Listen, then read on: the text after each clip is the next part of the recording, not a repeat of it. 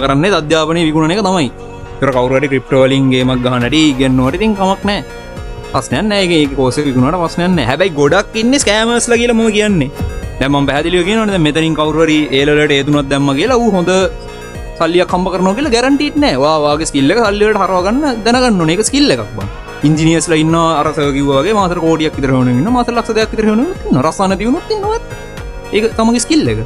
ඩිග්‍රිය මත ඒක රසා දෙන ලෝකෙක නෙමෙයි අපි දැන් ජීවත් වෙන්නේ. ඒක හරි. මම ඒක කියනවනේ. හැබැයි මේ මිනිස්සු එහෙම කියන්නේ නැහැ. මේ මිනිස්සු කියන්නේ අපි අඩු වයසින් ගේමක් ගහලා තියෙන්නේ. ඒගොල්ලෝ ගහපු ගේමකුත් නැහැ. මේ ඕගොල්ලොත් අපි වගේම සම්බන්ධ වෙන්නේ එතකොටවත් අඩු වයසින් ගේමක් ගහනවා කියලා තමයි කියන්නේ. අන්න ඒක බොරු. එහෙම ගහන්න බෑ. මාක් කියුබන් අහලා දිනවද? මාක් කියුබන් කියන්නේ බිලියනර් කෙනෙක්. අහලා ඇති සමහරට. මාක් කියුබන් කියනවා කාට හරි මිනිස්සෙක්ට සල්ලි හම්බ කරන්න පුළුවන් විදියක්. ලේසියෙන් සල්ලි හම්බ කරන්න පුළුවන් විදියක් හම්බුනොත් මුලින්ම කරන්නේ මොකද්ද? මුලින්ම කරන්නේ කාටවත් කියන්නේ නැතුව ඒක හොරෙන් හංග ගන්න එක බං.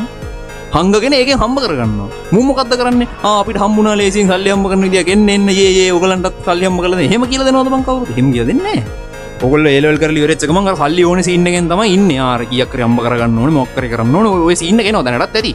සාධාරණයි. ඉතින් මේ ආර්ථිකයත් එක්ක ගෙදරින් සල්ලි ඉල්ලන්නත් බෑ. සාර අපි හැමෝම සල්ලි වලට ආසයි. අපිට මනි ඉන්සෙන්ටිව් එකක් තියෙනවා. ඒක ඇත්ත විශේෂයෙන් ප්‍රීමියම් වලට වැඩි. ඉතින් ඕකට අහු වෙනවා.